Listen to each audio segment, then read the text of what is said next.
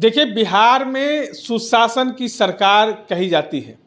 नीतीश कुमार लगभग 9वीं बार मुख्यमंत्री बने, लेकिन लगातार वो कहते हैं कि बिहार में सुशासन का राज स्थापित है, कानून व्यवस्था स्थापित है।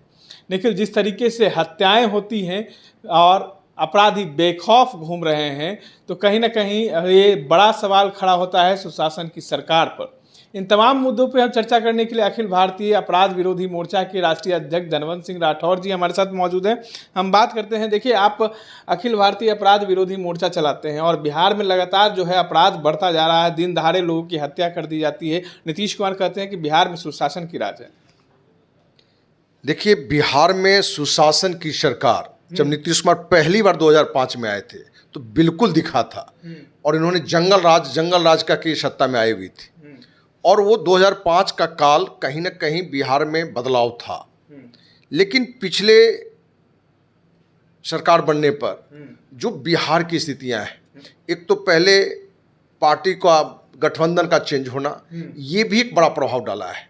बिहार में जो अपराध की घटना है, इसके लिए दो कारण जो सबसे ज़्यादा महत्वपूर्ण है, उस बात को आपको बिहार की जनता को भी जानना पड़ेगा, सरकार को भी समझना पड़ेगा और प्रशासन को भी समझना पड़ेगा। जिसमें सबसे बड़ा कारण है बिहार में शराबबंदी कानून का होना। क्योंकि पुलिस प्रशासन जो है अपना एक बड़ा समय, बड़ा क्षमता शराबबंदी के ड्रामे पर देता है, क्योंकि वहाँ शराबबंदी शराब को रोकना नहीं है, क्योंकि शराब के नाम पर उगाही का एक बड़ा रास्ता वहाँ है। यही कारण है कि सिपाही से लेकर दरोगा हो, inspector, DSP, SP, DIG, IG, DGP, सभी को एक बड़ी आमदनी का रूप जाता है। डीजीपी को भी, और डीजीपी नहीं बल्कि मंत्री, और कहीं न कहीं एक बड़ा हिस्सा मुख्यमंत्री तक जाता है। मुख्यमंत्री तक, और मुख्यमंत्री तक जाता है तो करते क्या, अपने अकाउंट पे डालते हैं कि नहीं?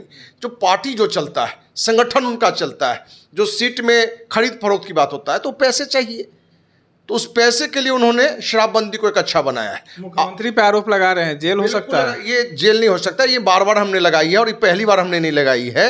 क्योंकि आपको जानकारी में दे दें कि नीतीश कुमार बिहार में शराब को बढ़ावा देने वाला सबसे बड़ा मुख्यमंत्री है। यही एक मुख्यमंत्री है जो बिहार में सबसे बड़ा शराब को बढ़ावा दिया। क्योंकि 2007 में राज्य सरकार की नई उत्पाद नीति आई, और उसके तहत पूरे बिहार में शराब का दुकान को ज़्यादा खोला गया। गांव-गांव, हॉस्पिटल हो, मंदिर हो, मस्जिद हो, गुरुद्वारा हो, गिरजाघर हो, किसी के भी बगल में छोड़ा नहीं गया। हर जगह शराब की दुकान खोला गया।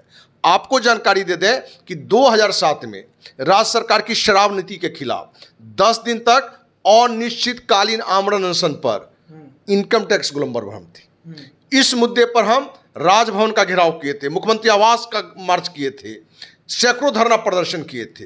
तो नीतीश कुमार ने एक रणनीति बनाई कि हमने लोगों को पीने की और स्थिति अच्छी बना दी, अब हम शराबबंदी कानून लावें। और शराबबंदी जब कानून लाए तो उनका लक्ष्य शराब को बंद नहीं करना था, सिर्फ देश और दुनिया में कि नशा के खिलाफ ही काम करते हैं, तो इनको भारत रत्न और नोबेल पुरस्कार चाहिए। उसके लिए उन्होंने घोषणा किया। और सच्चाई क्या है, और ये हम नहीं कह रहे हैं, केंद्रीय स्वास्थ्य परिवार कल्याण मंत्रालय की रिपोर्ट बता रहा है कि महाराष्ट्र में शराबबंदी कानून नहीं है, बिहार में शराबबंदी कानून है। महाराष्ट्र से ज़्यादा लोग शराब बिहार में पी रहे हैं। अभी प्रेजेंट की बात है, महाराष्ट्र में जहां शराबबंदी कानून नहीं है, वहां से ज़्यादा शराब कहाँ पी रहा है? तो लोग बिहार में पी रहा है। और कितना पी रहा है? तो प्रतिवर्ष 25,000 करोड़ रुपए की आमदनी होती, उतना शराब पी रहा है। मतलब ये राशि किसका नुकसान हो रहा है? तो बिहार की गरीब जनता का। इसका मलाई कौन खा रहा है? तो सिपाही से लेकर डीजीपी से लेकर मंत्री मुख्यमंत्री तक। इसका मलाई कौन खा रहा है? तो शराब माफिया, जितने भी एक्साइज में लोग हैं वो खा रहे हैं। कहीं ना कहीं शराब की नीति जो है वो सरकार का एक भ्रष्टाचार का बड़ा रूप है। तो जो पुलिस प्रशासन को अपराध कंट्रोल में ध्यान देना चाहिए था, तो वो ध्यान चला गया शराब से उगाही में। एक बड़ा कारण है। दूसरा जो महत्वपूर्ण कारण है, जितने प्रशासन के लोग होते हैं, वो जब देखता है कि ये सरकार निरंतर चलेगा तो उसके प्रति एक निष्ठा होता है। लेकिन उसको ये मालूम है कि कब नीतीश बाबू का न्यूज आ जाएगा कि अब तेजस्वी के साथ हो गए, कब पलटी मार देंगे।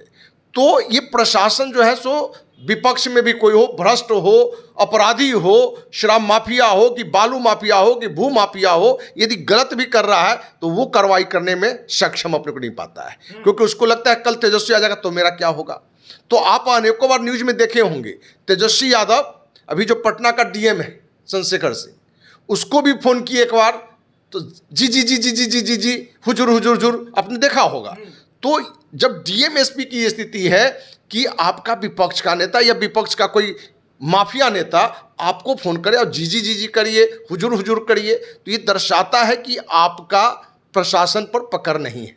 नीतीश की आज प्रशासन पर पकड़ नहीं है और इनकी एक चोट टीम है।